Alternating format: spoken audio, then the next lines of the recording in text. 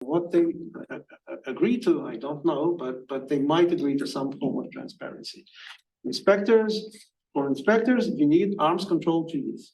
So we need to call to have a treaty of arms Including control China. treaty. Well, that looks to me today like a rather radical position that is like something that China will definitely reject. We don't want to propose something that one of the nuclear powers will definitely reject. But if we call for transparency, I mean, they cannot say, no, China will never be transparent. We'll have as much as we want. But if we propose inspectors, legally binding arms control treaties, China is not yet ready.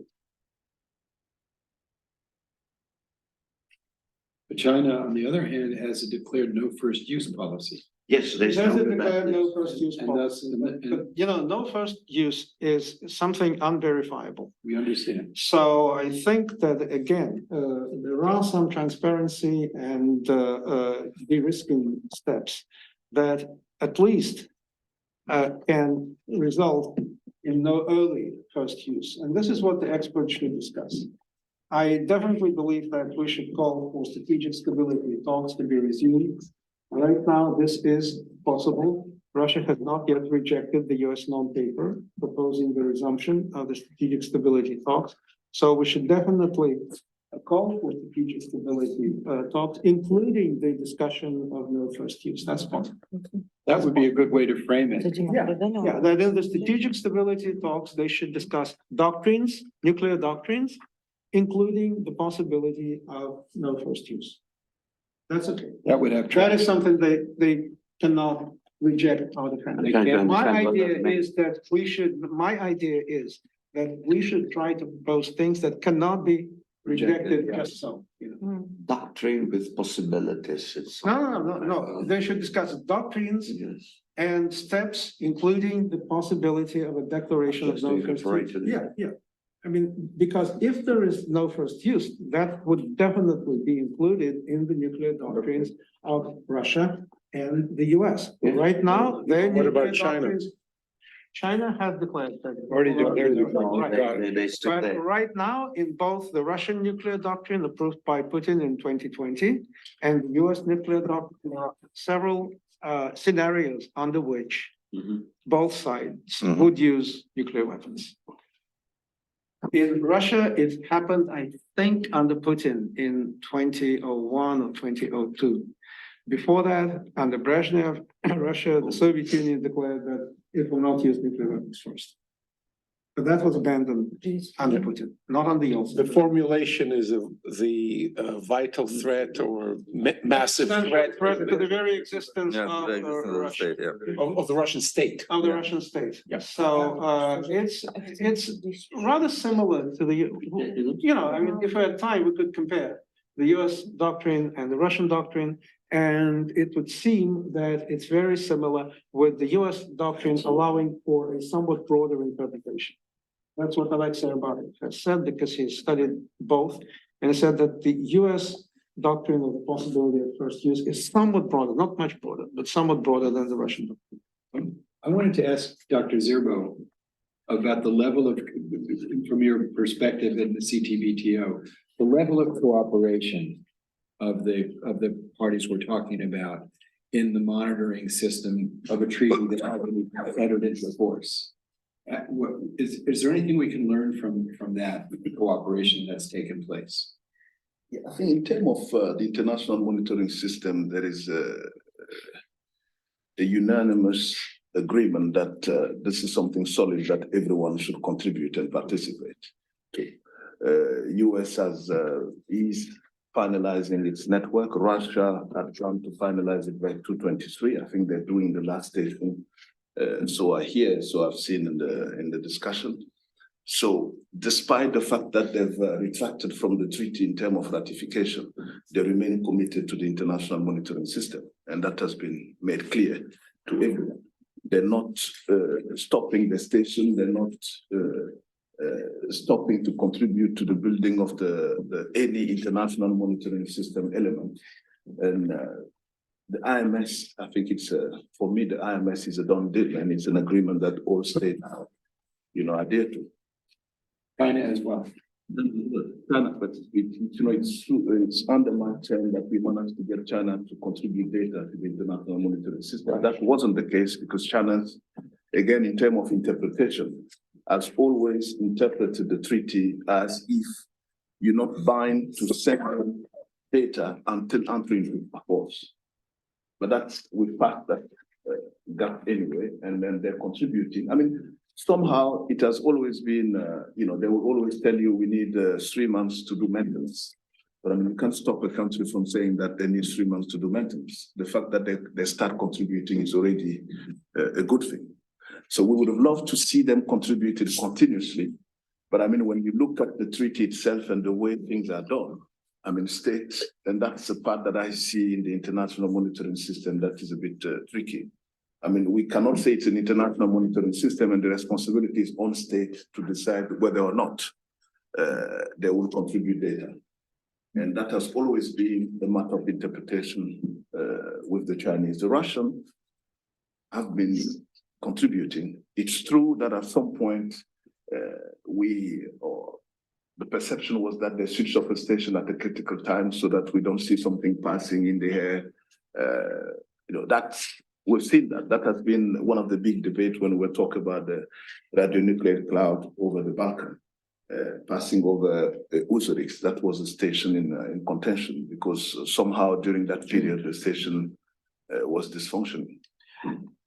Well, may just to propose to start our work officially, and I would like just to inform you that I have in my list 3-4 speakers who are online. And Angela, she joined a little bit later in 5 minutes or 10 minutes. And we have Mark Fino, and it is most sorry? Mark Fino, yes, and Mr. Sims, how are you doing today? Are you hear me or no? His mic is not on. From London, and Alan, where yes. he will join a little bit later. And if you allow me, I would like to just to start our second meeting of strategic planning group of the Global Alliance of Leaders, and we already start because we have in my agenda I have 3 points, and just the first one we already started just to exchange the viewpoints on what we have now and where we are now. And this is just. And what I would like to suggest, because for me extremely important that yes, it's very interesting, and please you are welcome to do some 2-3 minutes intervention on the international security and what we have now in the nuclear disarmament and or non-proliferation or something like this, what we have now, and we've already started. But the main attention I would like just to provide to our paperwork, which we need to elaborate. I'm not so optimistic that we finalize all languages and all texts for this meeting, maybe, so it will be a good start, and maybe at a later stage we finalize it for the channels. And but let us start to do this because it's extremely important for us. But the most important thing for me is what we have to do in the future. This is the third point, because if in case maybe it will be much more better if I will start with this one, what my thinking and what my looking and what we have to do in the future just now, and to start with this one, and after that we will go to the document and set this. Because I'll try to do my homework exercises on, because for this time being we have 27 non-governmental organizations who are involved in the nuclear disarmament, non-proliferation, and etc. And they're trying what I'll find in the internet, what they are doing during the last 5 years, for example.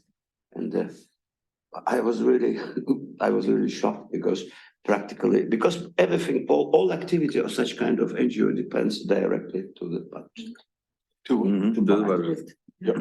And practically, the majority of these organizations suffered of the locked budget. And what they're doing is just the same story, just to provide some they gathering during the NPT review conference in New York. They gathering in some talks in Geneva or and other centers. But the main weapons of this, if I may say so, of these NGOs is just roundtable discussions and something like this to propose something else. My thinking is maybe it will be much more, I don't know, fruitful for us, for example, during this period of time, during the next half year, for example, to establish networking with all these NGOs and try to find a way maybe to share the maybe the, if I may say so, zones of responsibility, for example, such as, or maybe so just because the main idea of we may to do this because inshallah maybe so the budget will be agreed by my bosses and maybe we will establish association of these NGOs in the world. Why not?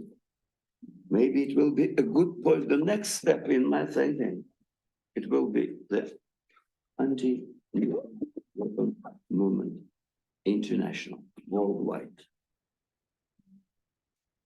I'm not so optimistic. There's no umbrella organization right now? No. Just ICANN? Well, there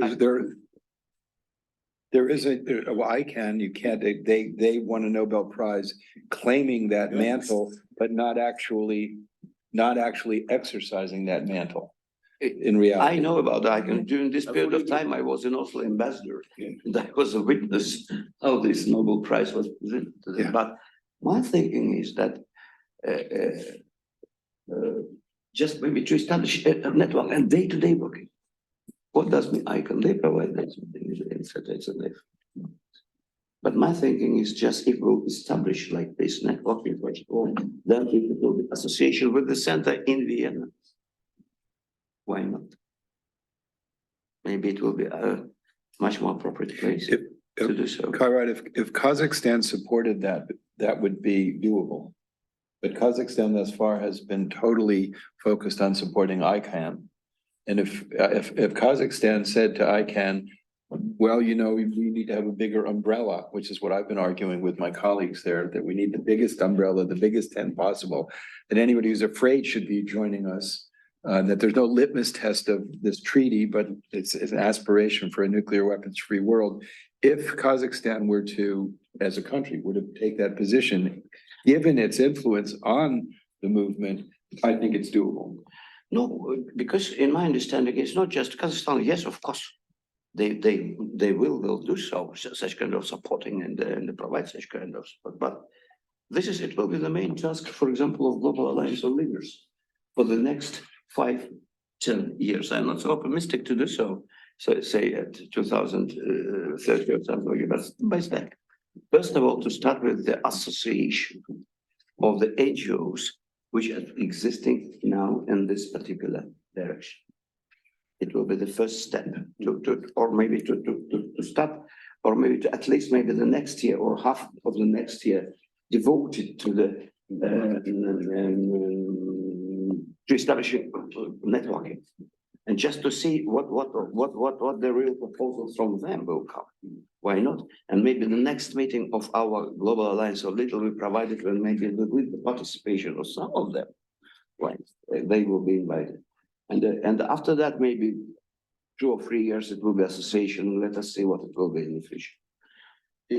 If I may, This is just one. It was just my idea. I am out of the position to say that everything will needs to be done as I have proposed, because life is life. We know everybody knows that what you are saying now, it will maybe tomorrow it will be far from or fell short from what we're discussing now, because now so everybody may understand correctly that uncertainties and turbulence and something like this, but we have to do something, because this is not something but very concrete step.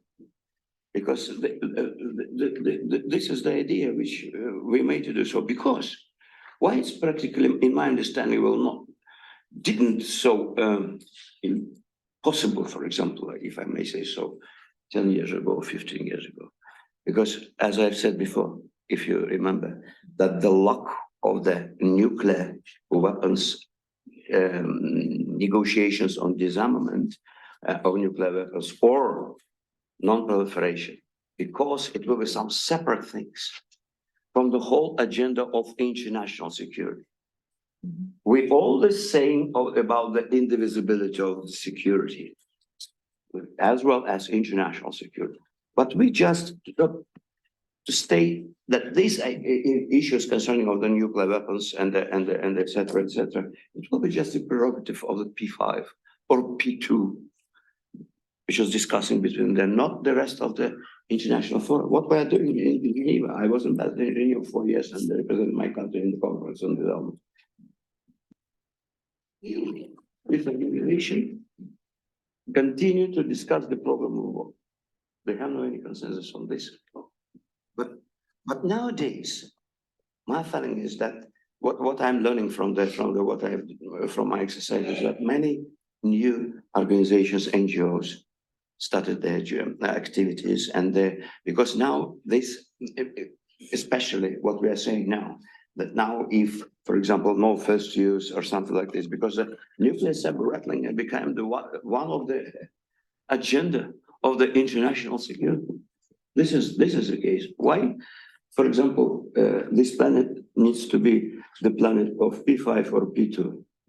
This is planet for everybody, for all countries. And this is, I'm trying to coincide no first use with the negative guarantees. We have to urge P5, we have to urge P2 to start negotiations of providing negative guarantees immediately to some countries, the list number one. If you remember, I proposed the list one before. The list number one, it will be something like 20, 30 countries, which will be voted if I may say, negative guarantees, as you know, and starting from next year or something like this, that all P5 gives such kind of negative guarantees for African continent. Why not? They need to be free from the nuclear weapons at all, and they need to receive such kind of negative guarantees starting from them. The second list, it will be the countries which may be provided by negative guarantees in case if it will be done. And the third list of the countries, it will be the countries which will be, if I may say so, very difficult to provide negative guarantees. This is a threshold states or et cetera, et cetera. But it's just my thinking.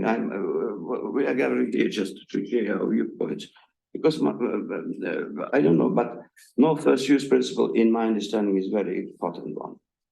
To be back to this principle, this is extremely important in the re-establishing a small portion of confidence. I'm out of the position to say CBMs or CSBMs now. Yes, it's too far, but just the confidence, little portion of confidence. We have to start with this one. And because without this, we have no any chance to start any negotiations or any or to establish any mechanisms in order to save this planet from the nuclear weapons threats. As I said, I think that the only realistic thing that we can propose with respect to no first use is the resumption of strategic stability talks, and to include the issue of no first use on the agenda of the strategic stability talks. That would be realistic. That is something that they would have to at least consider, that they would have to at least reply to us. But if we just say, the US and Russia and the P5 need to make declarations of no first use, that will fall totally flat. We should seek to advance something that is realistic. And in addition to maybe seeking some kind of coordination of non-governmental organizations that are active in the nuclear area, I think that we should try to energize GAL itself. And we should, as I said, urge the GAL members, who all of them are former high-ranking officials, to be in touch with their governments in order to promote the agenda that we will suggest in this paper. And the agenda should focus on steps to reduce the risk of nuclear war, to prevent nuclear war. And this is something that, again, we can realistically propose that cannot be rejected out of hand. In that way, we could perhaps try to revive the whole idea of middle powers and smaller powers influencing the big powers and making this part of their agenda in the diplomatic interactions with the P5, with all the nuclear powers. There was the Middle Powers Initiative, there was the Six Nations Initiative, and well, one can say that they were not totally successful, but certainly they drew the attention of the media, of the public, to the role of those countries in trying to influence events and trying to have an impact on the negotiations that at that time were held between the Soviet Union and the US. So this could be one of our goals. As for being a coordinator or an umbrella, I understand that I can try to do that, but I'm not sure that actually non-governmental organizations want to be put under some umbrella. I'm not sure, they were quite active. You said that they've not been active, but look at the NPT review conference. Non-governmental organizations, including from Russia, were actually present there and they had a good agenda and they influenced the negotiators. They're very active, but they're not an umbrella, but they're very active. Yeah, right. But are we sure that there needs to be an umbrella? Perhaps there needs to be some coordination. There needs to be A good coordination. way to coordinate is to just send whatever we agree on to all of those organizations and seek their reaction. Kyrad was talking about Yes. a larger strategic goal of having an actual anti-nuclear movement, which we've had in the But past. that's a longer term. That's a longer term. Could I respond to it? I wanted to. Yes, just a moment, and I would like just to welcome Angela Kay. Thank you very much for joining us, and Alan Ware, thank you very much for joining us, and we will be very happy to see you and to hear from you something. And, Thank you very much. I very much regret I can't be with you in person. I'd much rather sit around the table with you all and see you. But I'm in Beijing and I just finished teaching. This is why I was a little bit late also, because I'm the semester here teaching at Tsinghua University. But it's very good to be with you. Thank you. very much, and please, Jonathan, if you would like to. I'd like to continue, respond. please. I'm one of the founders of the Middle Powers Initiative. We had a huge influence. We did 3 major conferences at the Carter Center with President Carter. In 2000, the 13 practical steps that were adopted by the NPT in 2000 in the review conference was largely influenced by what happened there. In 2010, again, working with middle power countries and a coalition of NGOs. We were very coordinated with Ambassador Cabachalan of the Philippines, who chaired the NPT review conference and got almost the entire agenda in the process. So there is precedent for a coordinated effort, but we were funded. We were able to get funding from various foundations, and all of that completely dried up from substantial funding to zero. It wasn't like some, gradual diminution. And then ICANN has taken a large portion of the funding in the community, claiming to be the campaign on nuclear disarmament. So one of the problems is that the numerous organizations, as you pointed out, don't have the resources to be functional. I do think that we should be in terms of our statement, process oriented. What are the processes that are lacking that are inarguably of value? Negotiations, resumption of talks. There is support for that, certainly in the US establishment. certainly in the State Department, there's support for that right away. And I can't imagine, it's very difficult to argue against that. As I said earlier, at the G20 meetings, Russia and the United States agreed that the threat or use of nuclear weapons is presently inadmissible. They agreed to that language. So there is room for that. So the question is, what is the best way to frame whatever we're asking? We also have language in which the P5 have affirmatively said that they remain committed to their promises pursuant to the Nuclear Non-Proliferation Treaty. I think we should reiterate that they have not rejected the NPT process. In theory, in practice, they have acted contrary to their Article 6 obligations, and they haven't fulfilled promises that they made going back to the extension conference, nuclear weapons free zone in the Middle East, lowering the operational status, et cetera, a fissile material cutoff treaty. But we shouldn't ignore that these are treaty commitments. They're not simple political declarations. And where could we find momentum and support?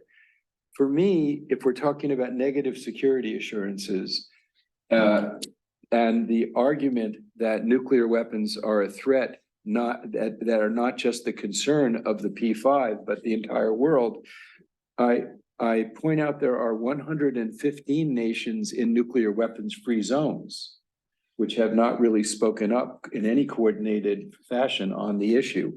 And Kazakhstan, to its credit, helped create one of the nuclear weapons free zones. What was done in the Central Asia, unfortunately, and because of the CTBT and the CS2 treaty, because all of P5 they signed this document, but with reservations. Yeah, so that's what I was going to.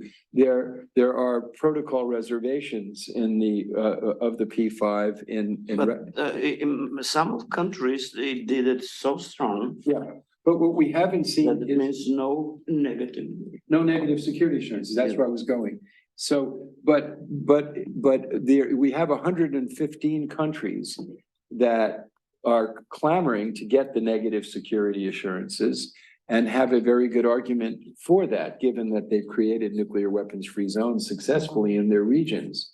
It would seem to me the Middle Powers Initiative is dysfunctional right now. But Pavel, I mean, it's part of the Global Security Institute, so I can tell you that. But I can also tell you that the leading thinkers within that agree that there's potential of using the fact that we have 115 countries in nuclear weapons free zones that have not coordinated their voices in demanding negative security assurances and no first use. And I think that might be, if we're talking about creating coalitions with governments to move whatever agenda we put forward, that would be a place where I think there's potential. And in terms of the larger vision, those 115 countries should be coordinated. They don't have a secretariat. They don't have any formal coordinating body. That would be very valuable. So I think if we're process oriented in what we ask for, and we don't make big demands on immediate policy changes, and we stick to process, reaffirm fulfillment of NPT commitments, I don't think anybody could argue against us, and we could get momentum in the Global Alliance group, and then we could reach out more broadly. And I also want to respond to your idea of some form of strategic coordinating process. I totally agree. It's really important that all of the different groups that are aspiring to lower nuclear, ranging from the groups that want to lower nuclear risk to the groups that are almost religious in nuclear disarmament, we should all be in the same tent and not be having litmus tests as to we agree or we don't agree, but we should take different tasks and coordinate. That discussion is not taking place anywhere, and I think it would be very valuable. I've been asking to talk. Who just sorry? I've been asking to talk for some time to react. Yes, please, but I would like just to clarify for Angela and who joined us a little bit later. about what we are discussing now. We're trying to discuss where we are now and what we have to do within the framework of the global alliance of leaders and in future, and what kind of the main issue which was proposed by me, just to start networking with all NGOs who are working on this particular area and to be in touch with them. Maybe after it will be a good bridge to find a way how maybe to establish some association or something like this of the NGOs who are working on this particular direction. This is my proposal, and after this discussion, so I would like to suggest to come to this statement or call the text. Did you receive the text, the last text, and maybe so? And it was for us during the last 2 years a good opportunity to discuss this paper too between and if I may say, bilateral, multilateral basis, and let us see what it will be. Maybe we establish some draft committee or draft group maybe to finalize the text, because now so it will be very difficult to find the way how to establish the language which will be cover the concerns of all, and or maybe a good language which will be. I'm out of the position to go para by para as we do it in the diplomatic way, but if in case it will be better be just maybe to start with the drafting an next page, and after that via internet to finalize our document. Your Excellency, please, floor is yours. Okay, no, what I was saying, I tend to agree with coordination, the need for coordination. But I think it would be risky to think about setting up an association. It's always difficult when you see what's happening out there. What I would suggest is, in line with what you said, to go for a network of NGO or association dealing in the same field.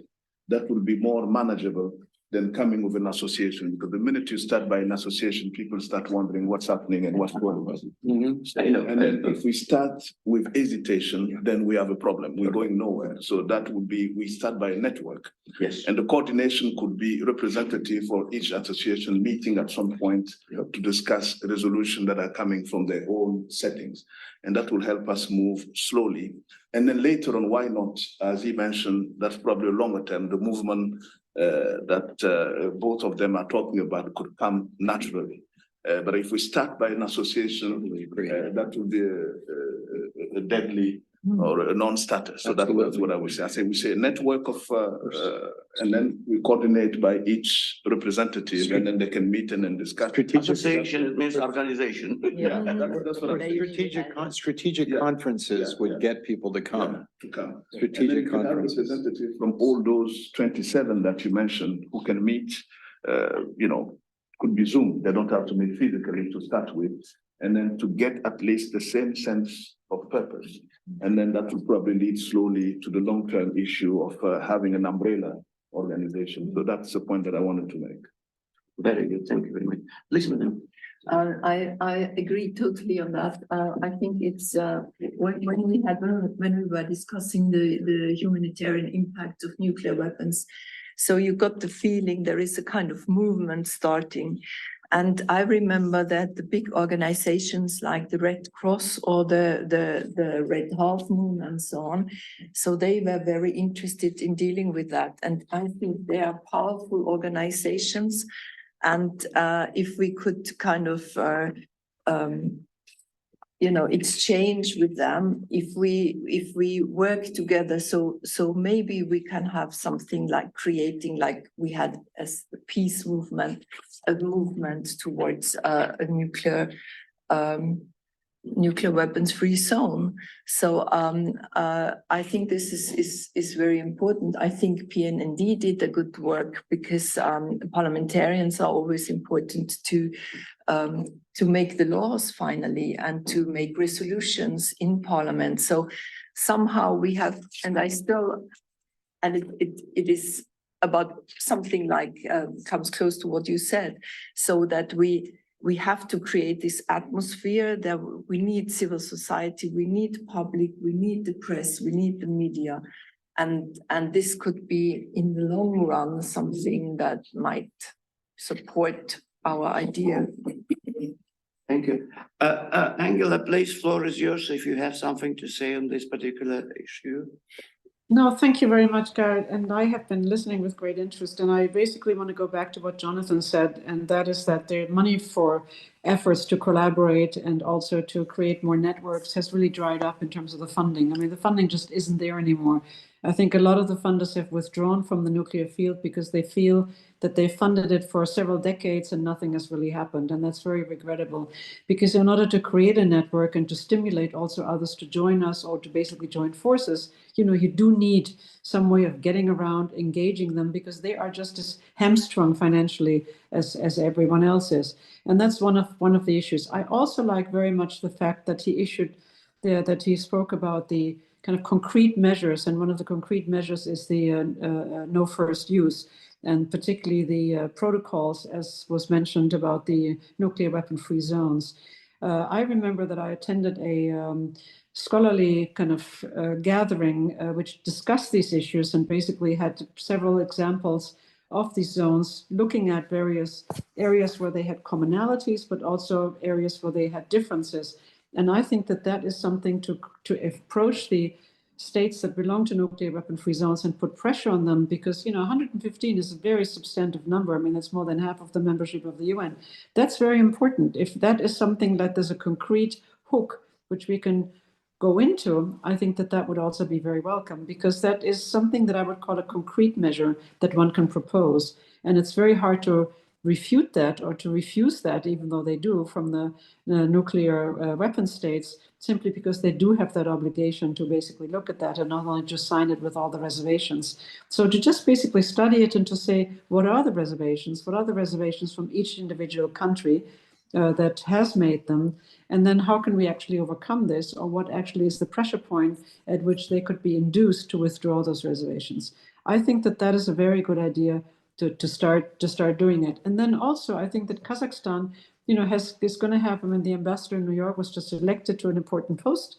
So, I think that he also has a special role in terms of, what is happening in the UN and how can we hook into the UN deliberations as they're going forward to look at that. And the humanitarian, what Lassina and Christine mentioned, very important issues. But the humanitarian issues, we think back about 2010 and the final document of the NPT conference. I mean, this is now 13 years ago. And, this has not really gotten traction other than it's resulted in the TPNW, which is good. But on the other hand, we need to work a lot more, because it's come up particularly with regard to the nuclear testing. And that is something that I think is actually a very good development, because it's put the notion on the humanitarian aspects, like what are the effects of the testing that is still persisting in many countries, I mean, Kazakhstan and many other countries. Thank you.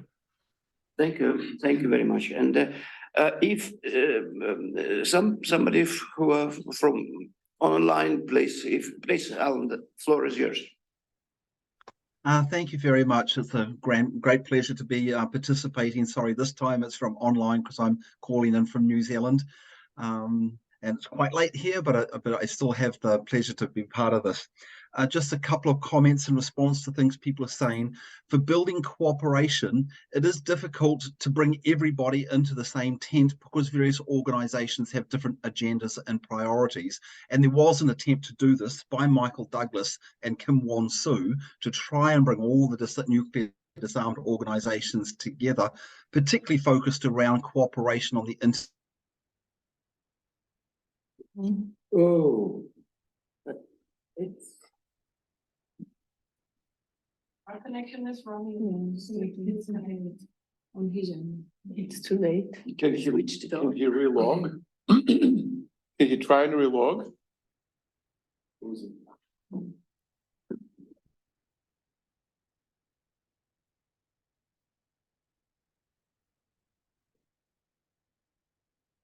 That's good. Something. This is from him. That's from him. Maybe you go to the next person and then we come back to him. Yes. Les, would you like to say something on? Yes, please. And after that, we will be back to Alan, please. Yes, yeah. When Alan pops up, I'll be quiet. Thank you, Ambassador, and thank you, everyone. Sorry, I'm not in the room with you, but my day job has tied me to a desk in London, unfortunately. Yeah, I'd just like to make the point. Yeah, I agree with Jonathan and Lucino's Flows on us. combination of ideas. You know, we need to. We're looking at both the strategic, operational, and tactical level, I think. One of the things that we do have, you know, when we're looking at both no first use and nuclear weapons free zones, in the letter and also next year, we've got almost a roadmap of key events that are taking place. So I would suggest that we tie our efforts to what I call diplomatic choke points, where we know that we need to apply pressure. So that's one point, and I think all of us know those events, but we need to look at a roadmap for next year. One, from looking at how we would form maybe a network in the first instance to get a feel for where everything is, and then secondly to develop the idea of the association if we decide to go in that direction. But I think the key point is to look at the GAL itself and how we apply our efforts into those pressure points. And then specifically, I do think those two areas of no first use and the nuclear weapons free zones allow us the ability to be able to target that specifically in concrete measures, as Ankala said. Okay, I'll hand over to Alan now. I'm sorry, my internet dropped off.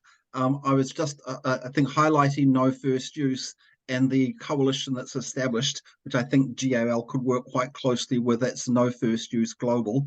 And that has over 80 organizations. It's been advancing no first use amongst the nuclear armed states and the allied states, and highlighting specific initiatives, including the G20 statement on the inadmissibility of the threat or use of nuclear weapons.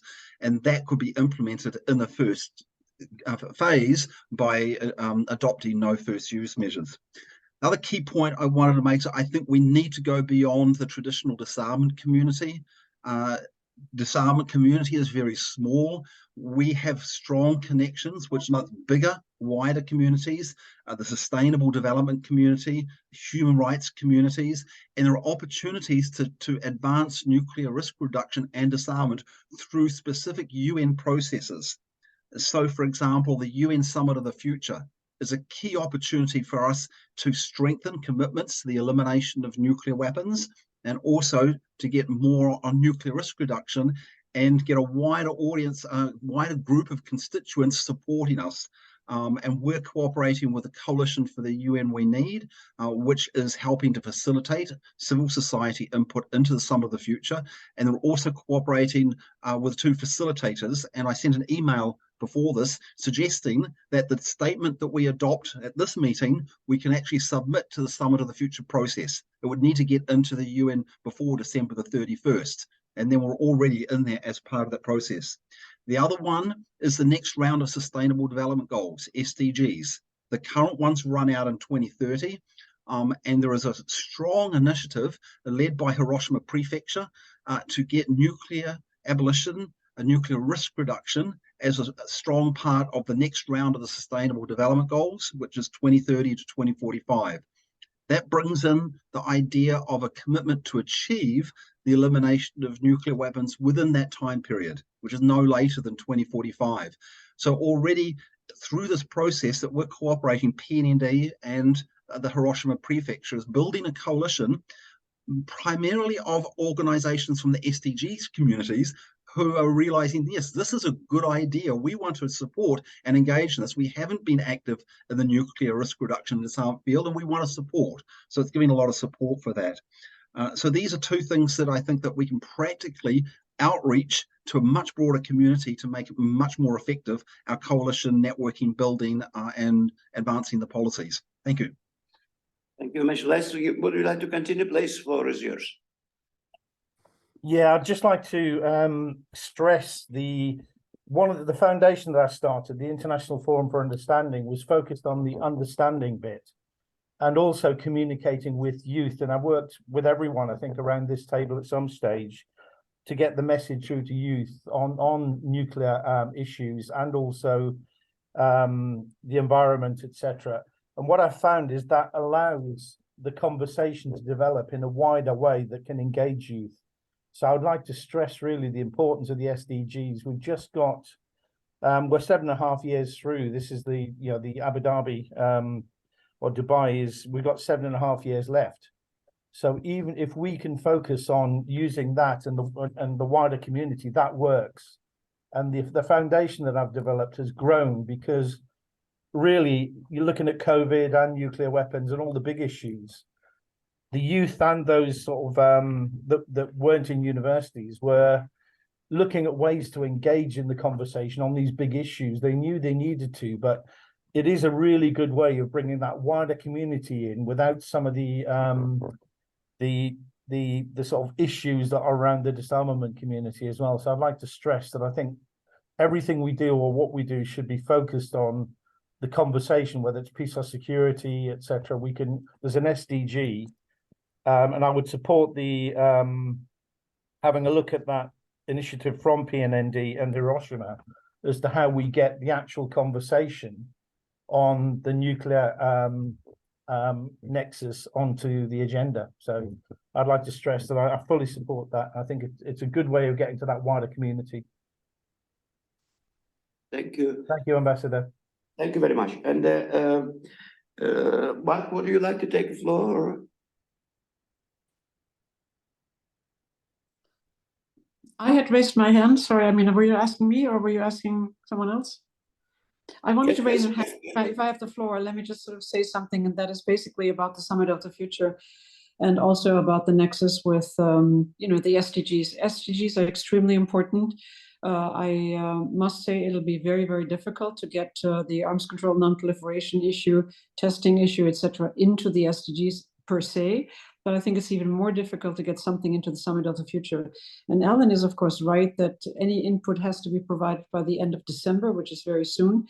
The two co-facilitators, which is the German ambassador and the Namibian ambassador, are expecting to have a zero draft already in late January, early February. And I have the sense that this is going to be very, let's say, high level in many ways, because there's so much disagreement among member states. And I fear that even if we submit something, I don't think that there's a very high chance that something like the idea that we're proposing would actually be accommodated, unless it is very strongly pushed by a variety of member states who are banding together and who are making that joint proposal to put it in.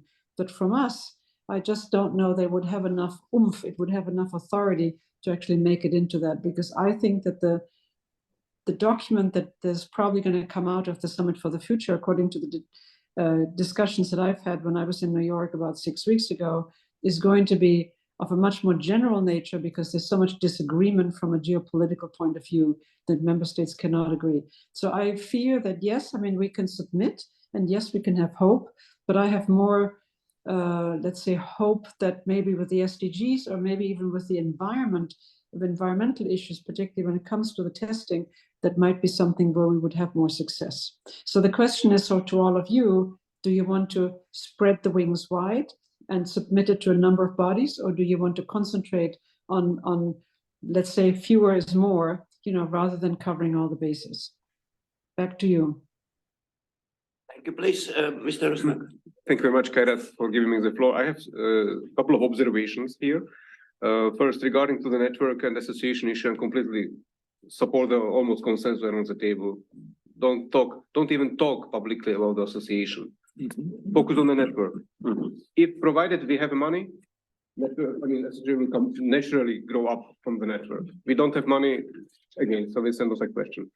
Second comment, process-oriented, indeed. So we have to try to find a process-wise, step-by-step approach. And don't with a too big, unachievable goals, because it will be killed immediately, and then we are off the table. If you put something which is unacceptable, we know upfront that is not acceptable, then it would kill, it would drag down the old idea. Third, I think what we need to think a little bit out of the box. Look around us. We are very experienced people, but there are no young, except of colleagues from Kazakhstan here taking notes. There no one represents the new generations. I think we are always thinking in the way how we used to think, and as a evidence of it that the traditional arms control and nuclear arms control community is shrinking and it doesn't have a weight anymore. I would say that young people are more worried about the nuclear power plants disasters in all contexts than the use of nuclear powers. Weapons, because they are lacking imagination. This is something beyond their imagination. And you could have a fear and you could act only if you have something you could imagine too. I'm not arguing for having any use of nuclear weapon first than to revigorate our movement, but I think it would be useful to get to try to convince maybe one or two public face, a global celebrity for this type of exercise. The young people are not listening to the UN, are not listening to what they are talking about, they're not around those traditional channels of communications. But they're on social media, that we need to have someone or a couple of people who will be putting this onto the new horizons. We not necessarily have an access to those horizons in all generations. So we are moving toward the end of our professional careers. We need to pass the torch to the new generation. And for this, we need a trustworthy face, a couple of people who will be able to ignite it on the next generation, to get them in, as far as the public communication concerned. And indeed, as it was already mentioned, we can go only as far without state support. If I like very much the idea, for example, the negative guarantees for Africa. Imagine if you can get this to get to the African Union agenda. This will be a completely different game. If African Union will ask for, okay, to give to P5 or P, whatever, give us the negative guarantees that you will never use nuclear weapons in the African continent. This could be a breaking point on the global way, because there is no other continent except of Antarctica, probably, which could pretend to this. And I think that maybe for the future, it would be really good to try to put this on the agenda in African Union. I don't know, Lassima, what's your opinion on this, whether it's a path we can or we should pursue.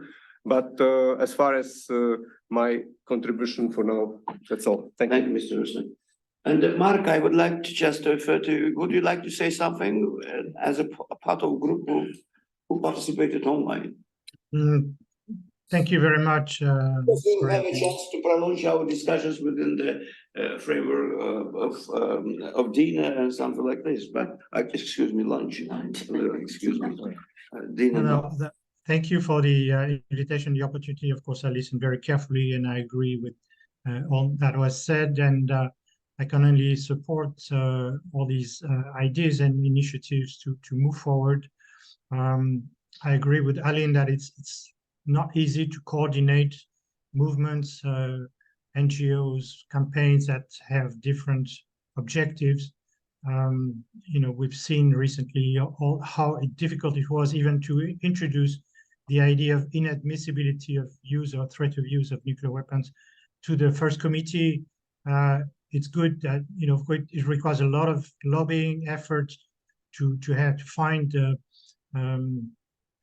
supportive states, sponsor states, but it's even slight progresses like the statement at the recent meeting of the states parties to the TPNW is really it's good enough to maintain some hope that it can be achieved, provided, of course, we have the energy and the volunteers and possibly the funding also to conduct these lobbying efforts. Also, another lesson learned from recent events and developments is that it's only when you have a very public event, with the heads of states like the COP happening now, or any other summits, that you can expect some attention from the media, from civil society, from parliamentarians. And so it was good, for instance, that we had a good delegation and a declaration from parliamentarians, including from some of the P5 countries at the TPNW meeting. So, kudos to all these who are behind these efforts and this success. So not much to add, but also to say that sometimes we see these internal discussions among people and NGOs who are actually sharing the same concern, the same objectives to get rid of nuclear weapons.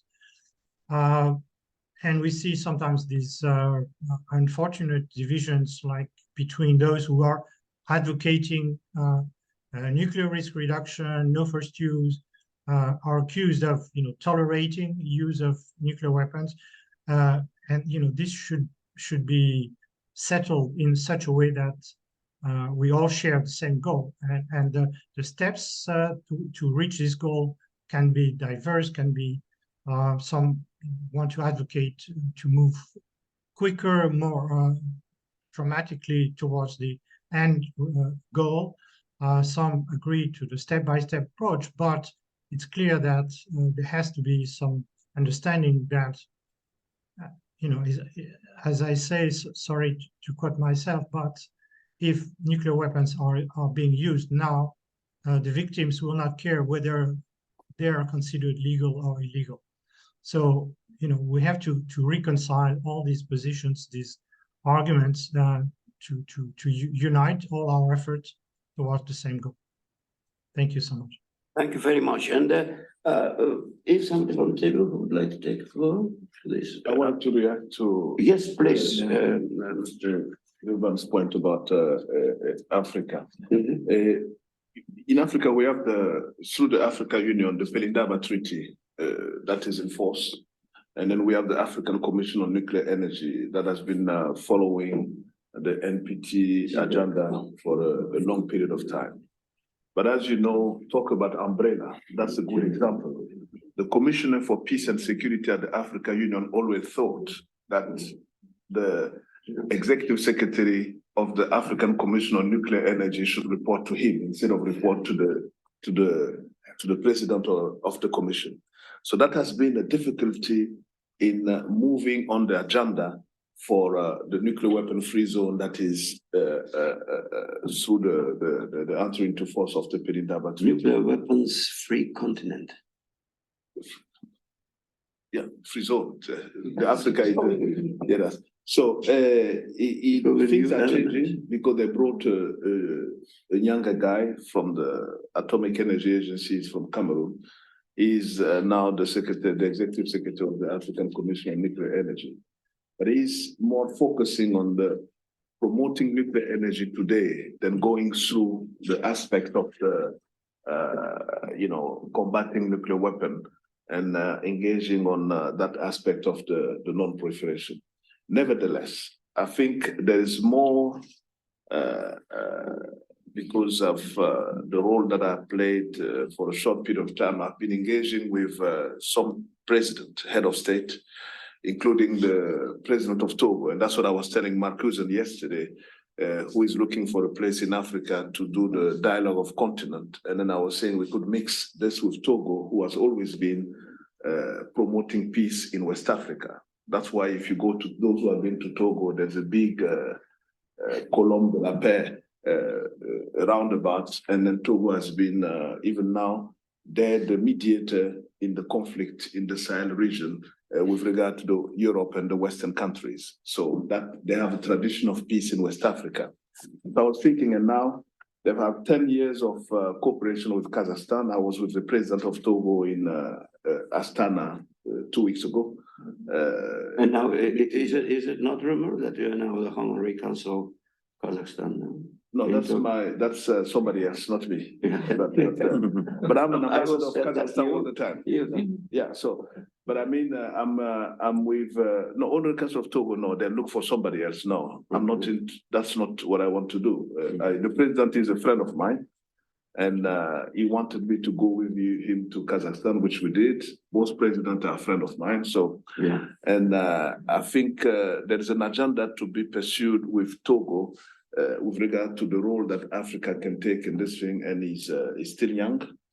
He's been in this business for some time. And then I don't think there will be a change in Togo immediately due to what's happening already in the neighboring countries. So I think we have to rely on stability in the continent, countries that are stable, countries that have a tradition of peace, to be able to move and then, generate a momentum within others, other head of state. If you take those who are much older, they basically don't care. You come and talk about, the minute they hear nuclear, they stop thinking. And that's the reality. I've been talking to many of them, even launching when France and Rafael Grossi, I was talking to him, he launched this idea of bringing the nuclear energy into COP22. The minute you talk to some head of state in Africa about the word nuclear is a no-go for them, okay? Now, in the younger generation, one has to be careful, and that's what I think your idea of bringing younger people is important. When I give lecture to universities in Africa, the first thing they will tell you, we're so sad that South Africa dismantled its nuclear arsenal. I'm telling you, let's face it. Why? Because they say we'll have a voice at the Security Council, and then we will know what to tell the Western country. I'm not saying they're right, but that's a language that is coming that we have to be very mindful of, and across the board. I'm not saying in South Africa, you go to West Africa, you go to East Africa, you go to North Africa. That's the language the younger generation is taking. Due to what? Not because they necessarily want something or they want nuclear weapon. It's an attitude of some of the Western country leaders that are pushing them to say, okay, we need something for them to be able to hear us and then to hear our voice. So that's something that we have to be mindful of and see how we can bridge that gap between our generation and the younger generation coming. So that's Looking for a stick. that's About what I wanted to add to your point. I would like just to announce that we have time until 12 p.m. or a.m. as we like. And okay, and if you would like some coffee, please, you may feel free to do it because we have a coffee table, and that's why. So. And you get Alan back? Slava, floor is yours. Yes, maybe I would make several very small points here because I'm not specialist in the issue, definitely, and I agree with much of what I hear, what I heard this morning. So first, I would say that, of course, I cannot imagine the kind of umbrella organization can survive because actually the important the attention to all these issues is going down, and all the colleagues said it as well. So therefore, I think that we shouldn't talk about this too much, and network principle is much more effective because it's much more, I agree. It's much more fitting the contemporary thinking. The second point is that also I agree. I will not comment on this in many words about the issue should be incorporated in some bigger framework like sustainable development and whatsoever. But several points I would like to share. First of all, it was said just now that in the world, the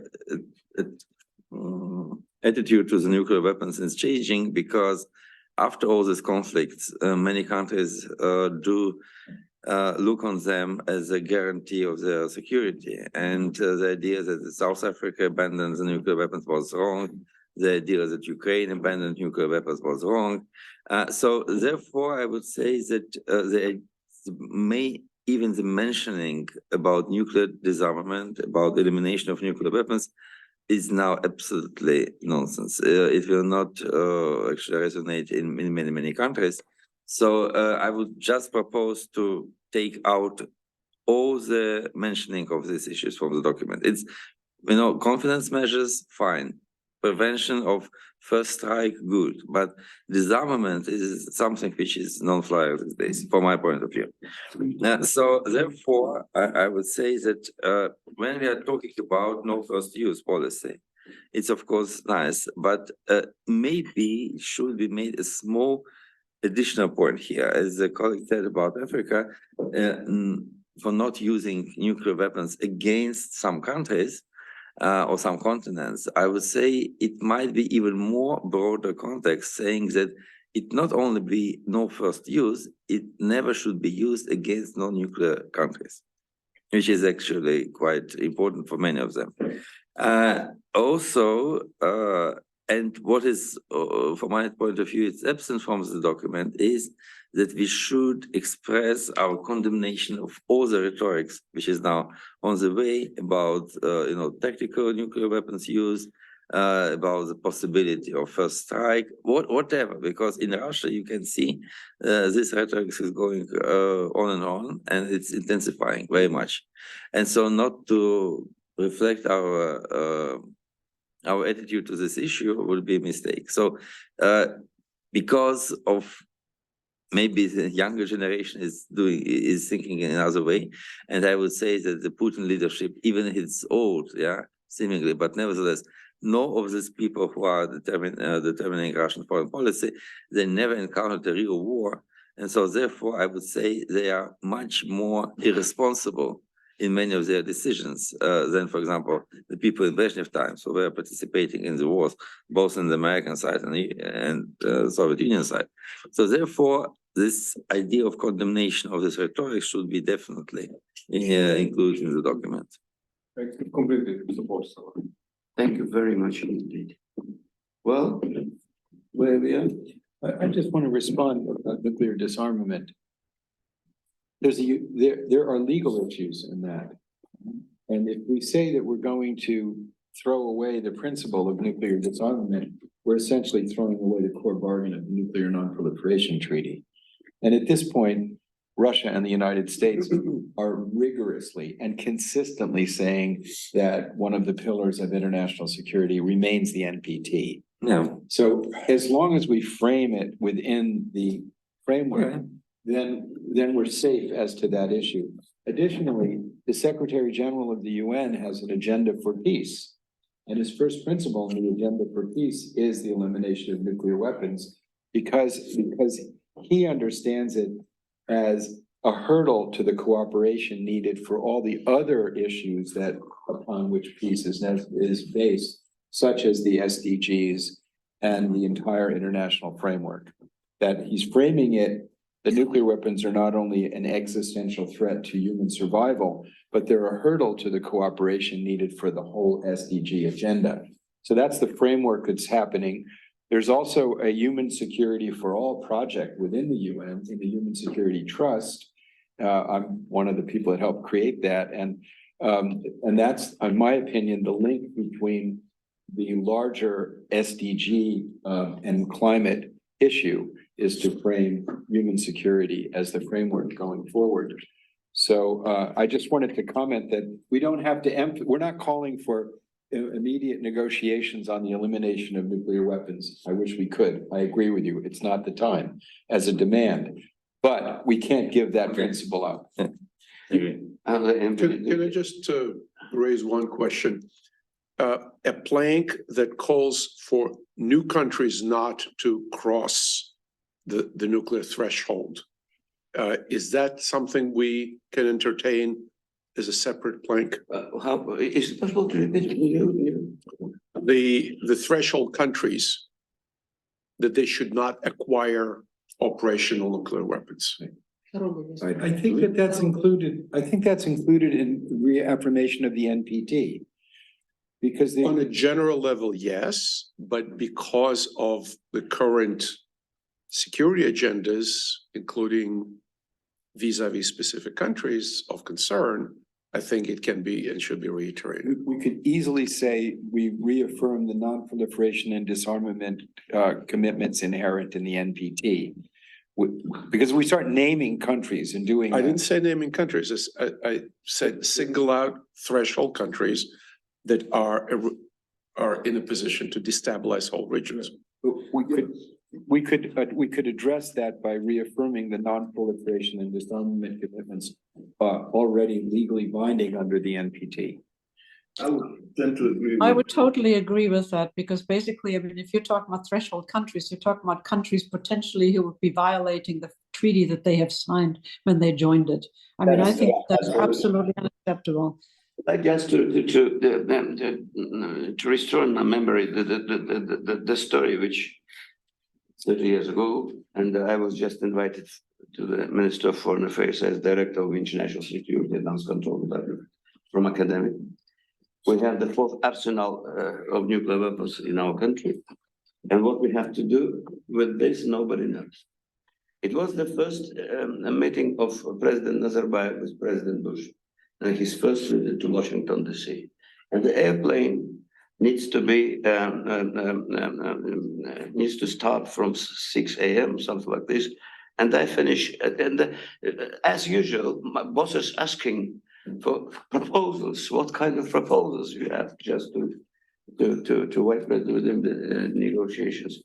And we're just learning, and you're small a little bit on this particular direction. I mean, in the nuclear weapons, nobody knows the nuclear weapons policy, etc. And just my logic was like this: yes, we have to start within the framework of the NPT treaty, nuclear weapons and non-nuclear weapons. Yes, the collapse of Soviet Union is absolutely abnormal, yes, event in the world policy. And that's why so we need to introduce something abnormal to the NPT treaty. It was my logic during this period of time. And to introduce a 3rd statute, the country which inherited nuclear weapons. And after, it was an idea, and it was maybe played, I don't know, within the framework of the negotiations of the first meeting of the President Nazarbayev and President Bush. But we, after something like 2 or 3 years, when I started to learn a little bit more, and after Monterey Institute and something like this, I fully understand that it means proliferation of nuclear weapons. And that's why something like this, which was proposed by maybe Ariel or something like this, but in case, in real life, it means proliferation. Yeah, under the treaty, there are just 2 categories. Two categories, and that's that's it. Yeah. And we have to Right. preserve it. Threshold countries is not a category under the treaty. And if we now talk about threshold countries, it's clear that we would be pointing the finger at Iran. Specifically, it's not Brazil, it's not those countries that are technically capable, but they're not doing anything, fortunately. You know, And We don't need to. And I think stick within the law. where I agree with that. This is the last to remain- instrumentum, and we have very, very careful on this. To remain on the NPT framework. Today, when you talk about threshold country, you will raise, eyebrows from many other smaller countries who are,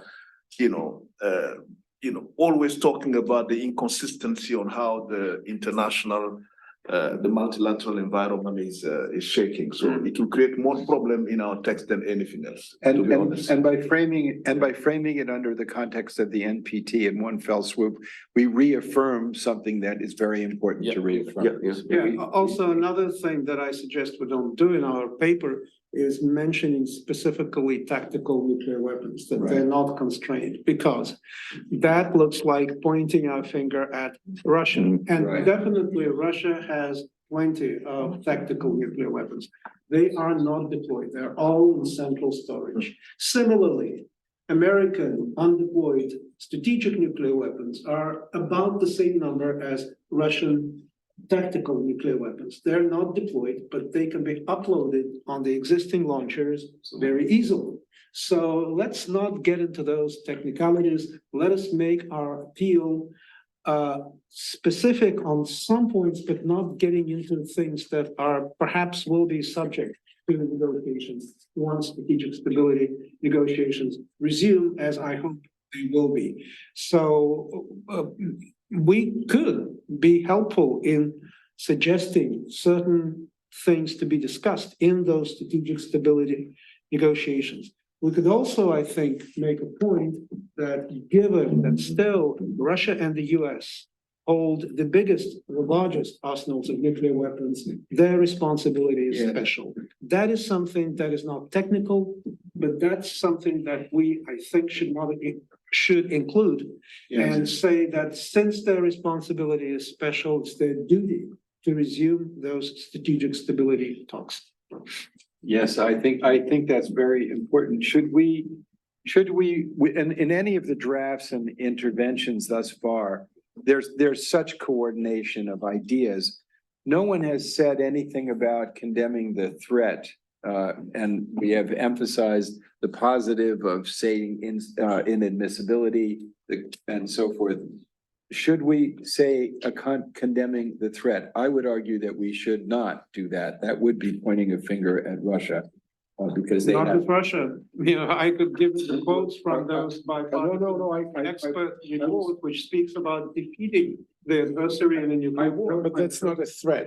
That's a discussion of a strategy, number one. And number two, I would distinguish between an expert opinion, which is bipartisan, and a deputy chairman of the Security Council. I think. A politician. Sure, I agree. Okay, But the again, experts are not decision makers. well, but it's bipartisan. They're not decision and makers. There were hearings in Congress where members of the Senate enthusiastically agreed with the report. The members of Senate do not make executive decisions. Deputy chairman of the Security Council of the Russian Federation makes executive decisions. Right, there's a difference, I agree, but when we talk about. So when we say we're not pointing fingers, I'm not saying we should point fingers, but I say we should reflect the reality that to be relevant, we should reflect the reality of the world. But there's a negative trend, you know, and all of those suggestions and ideas of perhaps, you know, using nuclear weapons, defeating the adversary in the nuclear war, all of that points to a dangerous trend, and we should mention it. We should not condemn it, but we should mention, just like the UN Secretary General spoke about nuclear saber rattling. I think he meant all of those things. I think that we shouldn't point by the fingers on the concrete kind of threatening, but I think we can use the language. It is not acceptable from any part. Whether experts or government officials. So any part shouldn't restrain from making a threat. Exactly. I think this would be a language which we could use, and we cannot be. I mean, Can we say the threats of the use of nuclear weapons are unacceptable? Yeah, sure. Okay. But I think we could go even further. I mean, because to make Mother love and apple pie. Well, we could say legitimizing rhetoric of nuclear warfighting, something like that, that would be very, very soft, but I think we could go further on. I think that No, we could make very clear to condemn. I mean, to make them not acceptable. As a point of. How would you phrase We that? could say we believe that such rhetoric is not acceptable. Yeah. I mean, that's a Yeah, good point. here we go.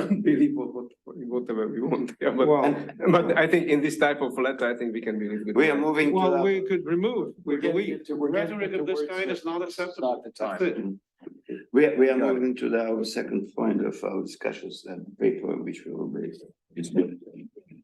But in order to finalize our what we are looking to do in the future, if I understand correctly, that we have, or for example, I myself and my colleague to forget for this time being about the association or to forget it at all, and to start with the establishing networking with the all NGOs which are existing in the world, trying to find the way of the to provide a connection with them in order just maybe to exchange information, maybe ideas, viewpoints, and maybe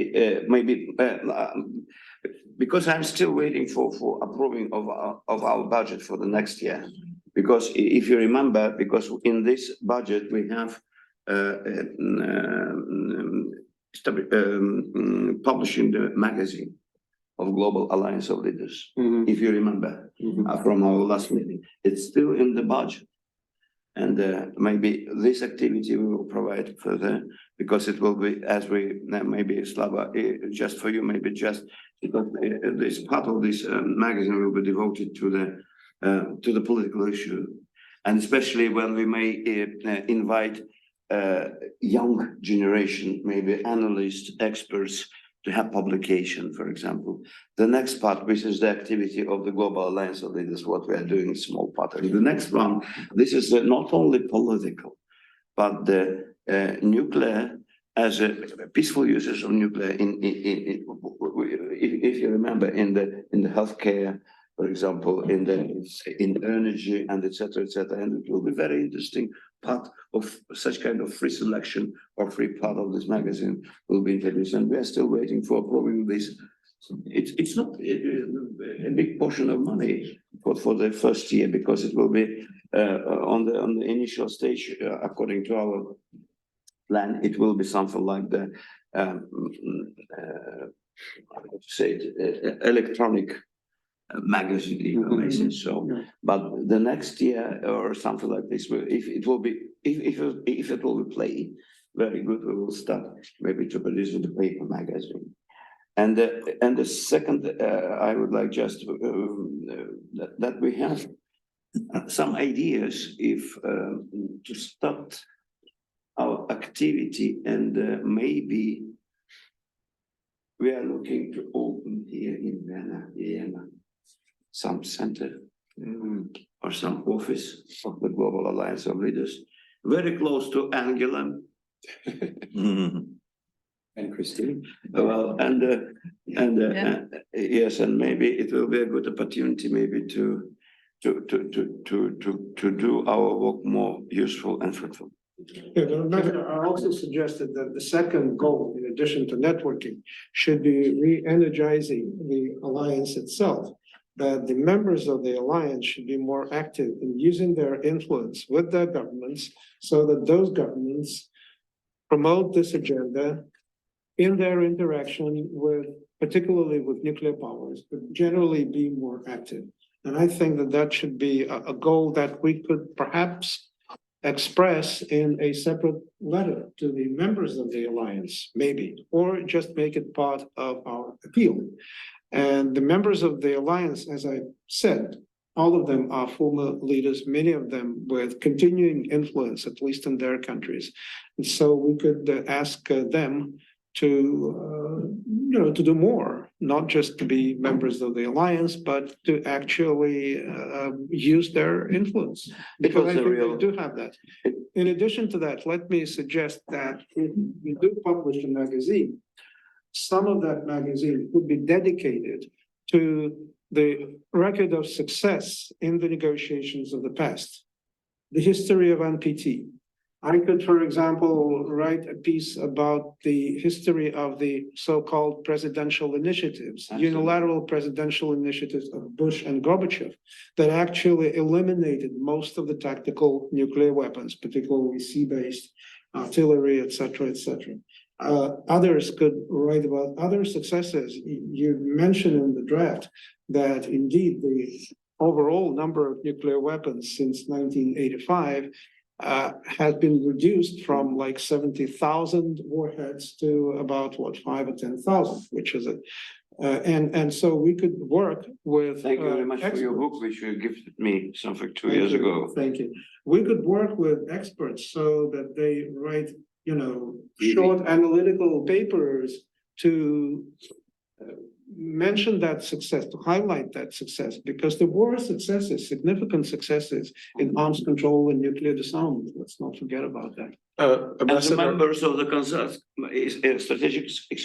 strategic planning group, so we have such kind of persons as Angela, for example. They have many some brilliant baggage and to write maybe not only just one article and maybe 10 books. Ferhat. Let me just say, I think that many of us have already published things, or rather have given speeches, which could very easily be adapted. And I'm just thinking, because I gave a speech a couple of, like in the summer, for example, on Kennedy's speech in Berlin, which basically led to the Comprehensive Test Ban Treaty and, the Partial Test Ban Treaty. Those are things that basically have never been published, but that one has spoken about. And I'm sure all of us have that. And it won't be easy to just poll the room or poll the leaders in the alliance and so say, what have you done recently, or what have you spoken about recently, and then basically can publish that. I think that is not difficult to do. To do something then in addition to that, okay, what are you going to do for the next edition, depending on how many you have? You know, it doesn't have to be all of us, but several of us basically would be willing to do that, I am sure.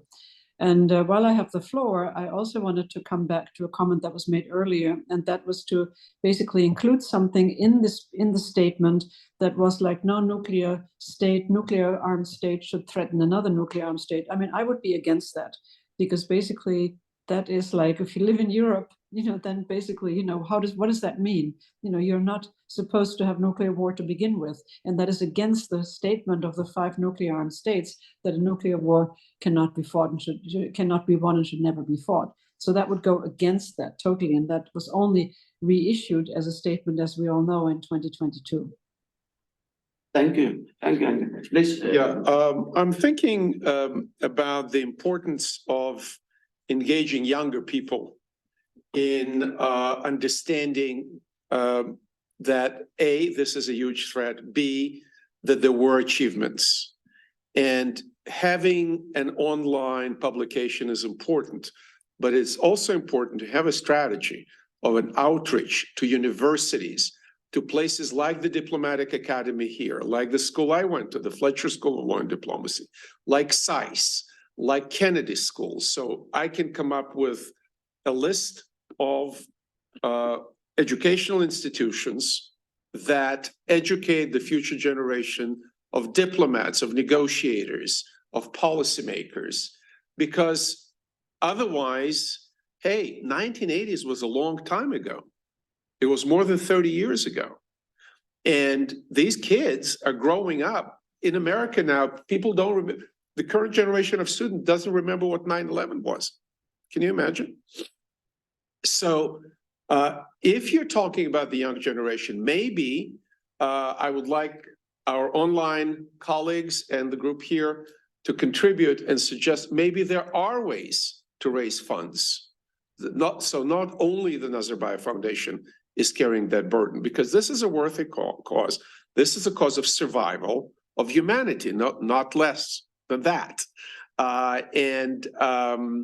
Educating these people, getting them involved, bringing them, if you have an office here or elsewhere, bringing them to a seminar and building the network, not just with people with gray hair, but also people with youth and learning and acquiring knowledge to continue this process.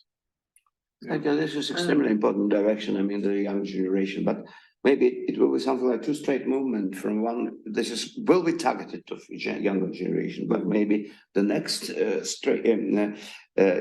if I may say so, target this. It will be the younger generation experts, what they are thinking about this. Well, there is a project actually this is extremely important for me, for example. There is a project. It is done by Harvard and a couple of other organizations called Carnegie Foundation. They are working very Arms Control Negotiations Academy, and they are now in their 3rd year. They already trained 2 groups. It's an annual project. They've already trained 2 groups of arms control experts. It's a very competitive thing. They have many candidates. Ultimately, they choose, I think, 20 or 30 people who are in that project. I'm surprised, for example, that Mr. Zerbo is not part of that project, because he has a lot to contribute about CBT and other things. But it's a good project. It's multinational, including, of course, Russia and the US, but also, I think, Kazakhstan and a number of other countries. So I think that we could help connect us with the Arms Control Negotiations Academy, because I'm on their advisory council. I think it's an extremely useful project, which I think at least some of us, or many of us, could contribute to in some way. Christine, from is yours, and then Angela Floor, it will be yours, please. I think wasn't there something like young professionals with CTBTO, so that CTBTO youth group is still exactly, yeah, that's right. So active, there is yes. this youth group, True. which Right. I think is very important.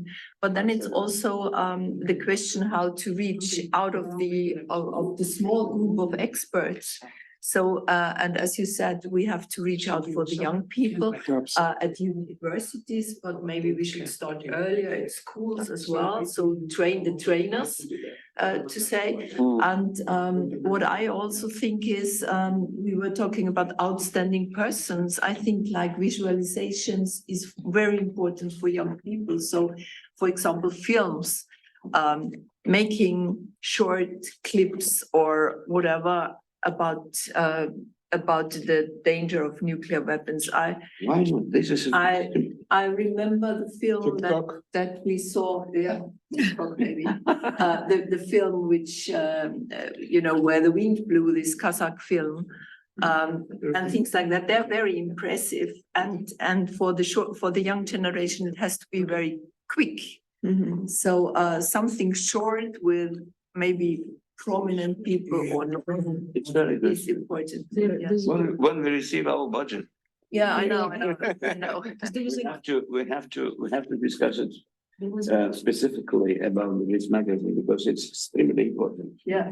There was a great idea.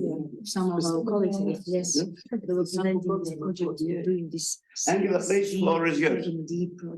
Thank you very much. I think this initiative and suggestion to involve the young people is really an excellent one, and I fully support it. And there are actually youth networks, as I would call it. It's of course Lassina who started very commendably a youth network when he was executive secretary. The ELN, the European Leadership Network, has a youth forum, and there are many other people who are now trying to. Arms Control Association. There are many other organizations that are starting up, young people's network. But what I also wanted to say is about the teaching. I'm here at Tsinghua, and basically at Tsinghua, I teach 2 courses, and one of them is on arms control and non-proliferation. I've done that for 5 years. And let me tell you that the students all have to write a paper. And some of the papers are of such good quality that they are publishable. And every young person wants to make a mark for him or herself. And so to give them a platform where they could publish a paper, I think would be very welcome. And maybe you add a little bit of money, whether it's $100 or something like that, that would be actually an added incentive. But other schools have that. And there was already mentioned some of the schools. I also have taught at Sciences Po, for example, in Paris, I've taught arms control non-proliferation. So these are things that basically, it depends on the universities also. They are having to have these courses in their curriculum.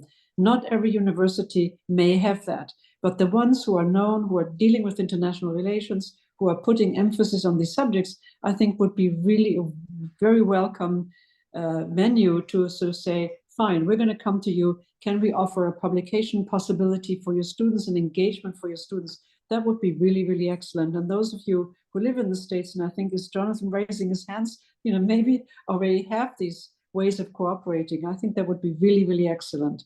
Back to you.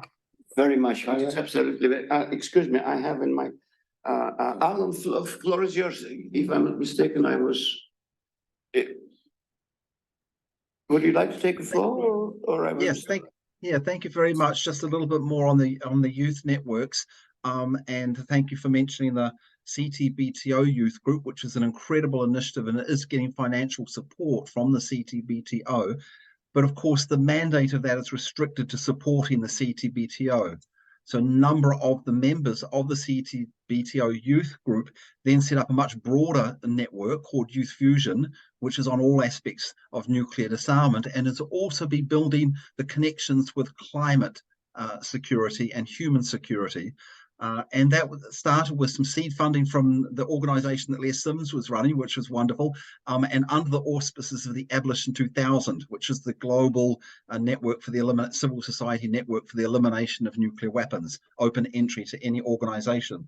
So the Youth Fusion has been incredibly successful. They won the Voices Schulz-Nunn, the Youth Nuclear Disarmament Award. They do cooperative projects with Kazakhstan on the International Day Against Nuclear Tests, and also with UNODA. But the problem is they've run out of funding, so they're going into hiatus for 2 months while we try and raise more money for them. So if there's any, funding possibilities for youth projects, it'd be great to help out the Youth Fusion to keep them going, because they've done such good work. The other thing to mention is to also honour youth projects. I mentioned the Schulz-Nunn Voices Award, which is very good. There's also the PACE Award, which is the Peace, Nuclear Abolition and Climate Engaged Youth Award. That's three prizes of €5,000 each year, run out of Basel. And so there's a great opportunity to build more understanding of what are the wonderful youth projects that are out there, help to support them, which we're doing through the Pacey Award, and we do that in January, and we'll have a big intergenerational forum and award. So that really highlights the wonderful work that youth are doing and gives it a little bit more support and brings connections between them as well. Thank you. Thank you. Yes, Chantal. Yeah, well, Alan, there's a whole world of the interfaith world. The Pope has been gathering people.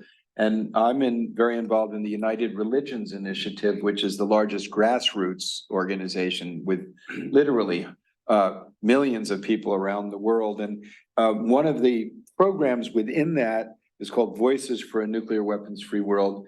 And I'm one of the founders of it. Other founders included Secretary George Shultz, may he rest in peace, Ambassador James Goodby, Ambassador Thomas Graham, Sid Drell, who used to run Los Alamos, was part of it. So it's relatively prestigious. And each year we give a youth award, the Gorbachev-Schultz Award, to a youth, and youth all over the world submit their programs that they're doing. And that's very easy to do that. And that's a way of engaging with youth, to give them an award. And so I wanted to just say that that's relatively inexpensive and high profile and encourages youth engagement. Also,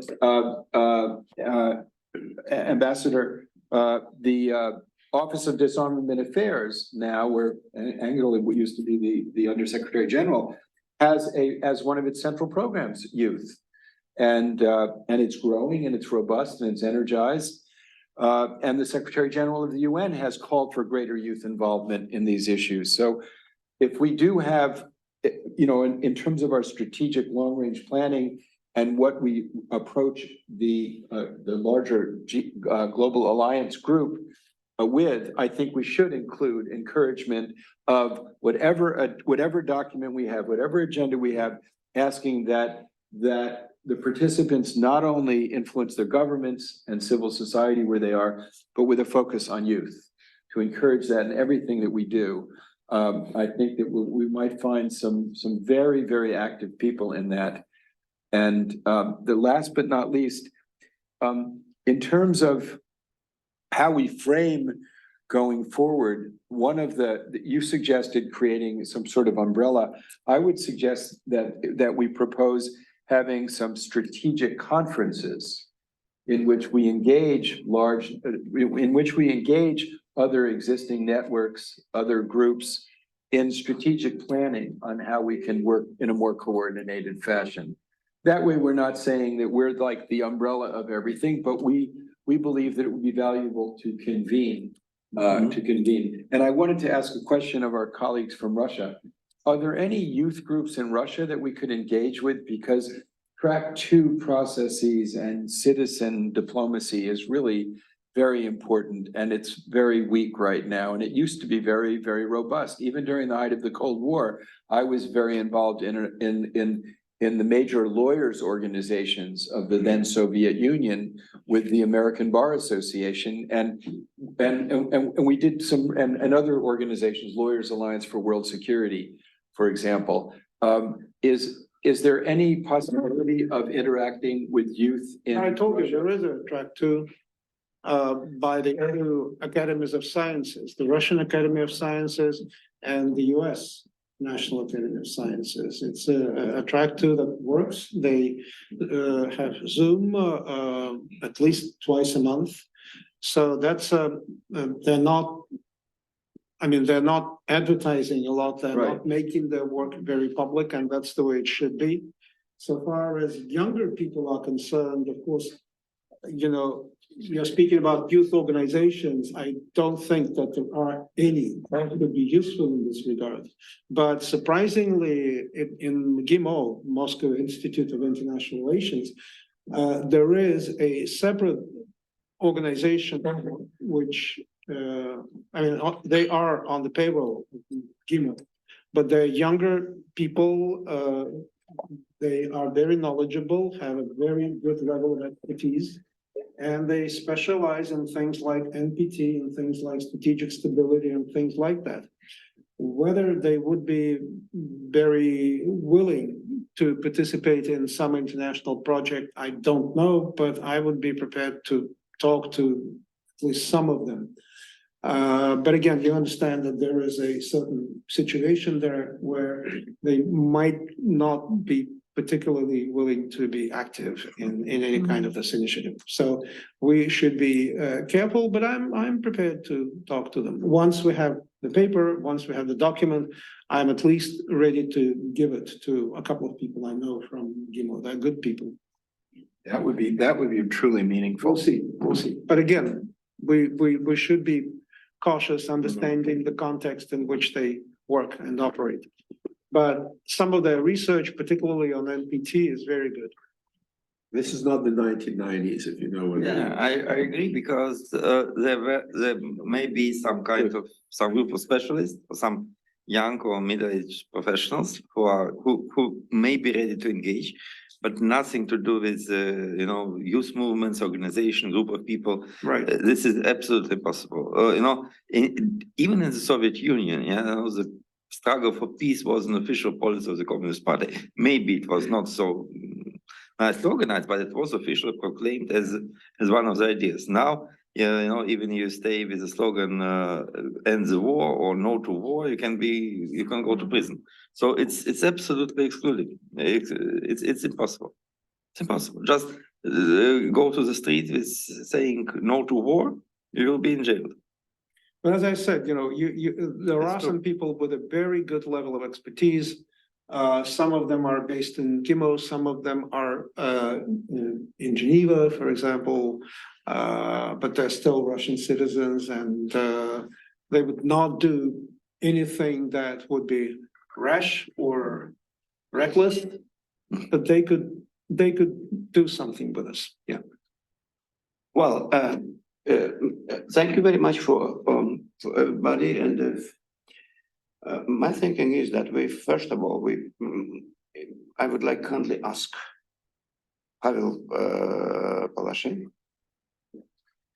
and Jonathan to do some draft work here, take in consideration all the proposals which comes from the floor, and maybe Angela, or who is online, if you have some additions, proposals to the draft which was distributed before, and this, if I'm not mistaken, on the 6th of December or something like when we distributed widespread Last week. Last week. Yeah. Last week. If you have, please send to us. We will provide it to you. Yeah, I think Jonathan could be the hub for this. Okay. Send everything to him, and within a couple of days, we will be able to Integrate. draft something that you will take a look at. to discuss the language. I can say the various interventions, such as Alan has given an intervention on it, and Pavel's written some language, and I have, and the draft. In terms of the ideas, they are all in accord. There's absolutely no space between them, so it shouldn't be difficult. The issue is, how do we make it crisp and short and clear? That's all we're doing. Right. I think it's a matter of a couple of days, and so before the end of the week. And or after that, perhaps we will early distribute it next to week. all Right. for agreement, and after that, we will distribute to all members of GAL. Right. And we will have, and we will distribute it to the international organizations, and et cetera, et cetera. Let's keep that in mind that this will take some time because it's the process of getting all the response from And all the members. the second document are not document on paper, which in my understanding, we need to elaborate. We would like to do some minutes of our meeting. Some small extract 10 minutes from the interventions, and first of all, and it is my understanding that our agreement that we have to start the work of the establishing networking. Yes. Within the organization, to start with this, and the timing and something like half a year, and let us see what it will be. Yeah, the first thing to do is obviously, Yeah. once the Because last statement is ready, to send it out to the various non-governmentals. But I think. If somebody from online would like to take the floor, please. We must get it by December 31st, to get it to the, UN Summit for the Future. We want to be able to formally submit it. That's a deadline, in my Yeah, opinion. but that's okay. I think that's doable, no? We'll take- Why would? Yes, we have to do so because it's just one and a half pages document, Yeah. not more. And But then we can announce that we're doing that if to it will be the, more, it will be not readable and not acceptable. then we can announce to the larger GAL group that we've submitted this to the Absolutely. UN. And thus, they want it, we invite you to join in this initiative. Absolutely. I think it would be ideal if we could make a one pager of it. It's maybe too ambitious. We'll try. Too ambitious. No, one page. I think, yes. No, I mean, Yeah, but that's. Probably usually that's the margin. what people- Yeah. Angela, do you have to say something as a final intervention? No? I think she didn't hear. No. I want, Alan. I'm sorry. No, I'm sorry. I was composing a little note to all of you saying I'm gonna have to log off because the dining room here at the university closes in 20 minutes and I will have to get some food. So I'm sorry I didn't hear it. I was focusing on writing, but now I don't need to write it anymore. But please repeat it. I'm sorry. No, this is,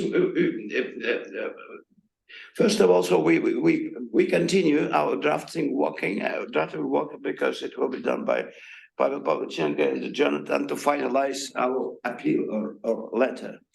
And if you have some proposals. Yeah, I heard that. Yes, yeah, to send it soon because of the deadlines.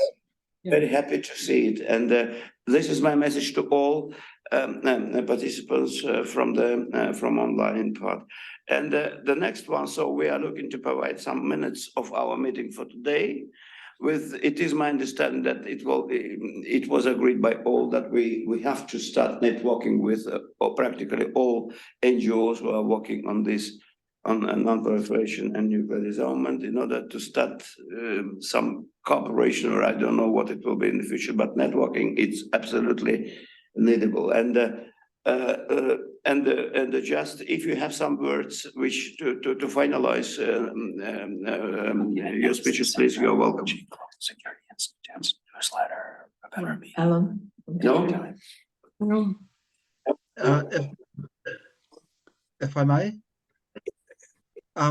So the statement, which we seem to have agreement can be prepared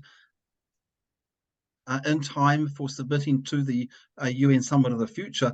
This can also be used as part of a tool for engaging with the civil society organizations. So, for example, we can also send it to the Coalition for the UN We Need, which is facilitating civil society engagement in the Summit of the Future. So it's not just going to the facilitators. It can also be sent to all the UN ambassadors, of countries, and particularly in New York, but maybe also in Geneva and in Vienna. That way, it's already helping get the ball rolling with the engagement of these ideas with the governments, and not necessarily just restricting it to the Summit of the Future, because these ideas can also flow into the other processes. So I think it's excellent that there's been this agreement to prepare some time for submitting to the Summit of the Future, and that statement we can also use more broadly. Okay. But the last draft will be distributed once again in order to finalize, and if it will be consensus and no objections and etc., we will do the next step on this. Thank you very much. Well, I would like to thank all participants of our today's meeting of the strategic planning group, and I'm really happy to do so. And maybe if it will be, if life is life, but we are looking to see about our budget for the next year, if it will be approved. So the next meeting we are looking to provide maybe here in Vienna next time in May or June. Wow. In May or June. Wow. Great. And thank you very much. Thank you. And it's important that. Thank you. It's good to see you all. Very good. Thank you. Is Bye-bye. Thank you, everyone, and good luck with the initial draft, guys, here if needed. Thanks, Mr. Ambassador. on our statement with the mission of Kazakhstan at the UN. and have some form of discussion with the interested NGOs and the community, because the mission of Kazakhstan is very engaged with civil society in New York, and productively, in a very positive way. It has a great reputation in civil societies. My thinking that we have to start. If in case the budget will be approved, inshallah, we may start some movement to establish our office here. Yeah, that would be great, but we could also work with, if we could work with the mission, officially work with the mission in New York. I'm prepared to do that because I know everybody there, they're really tough. They're really tough. We don't need, I have an office in New York. Let us do this. You get free with me, so,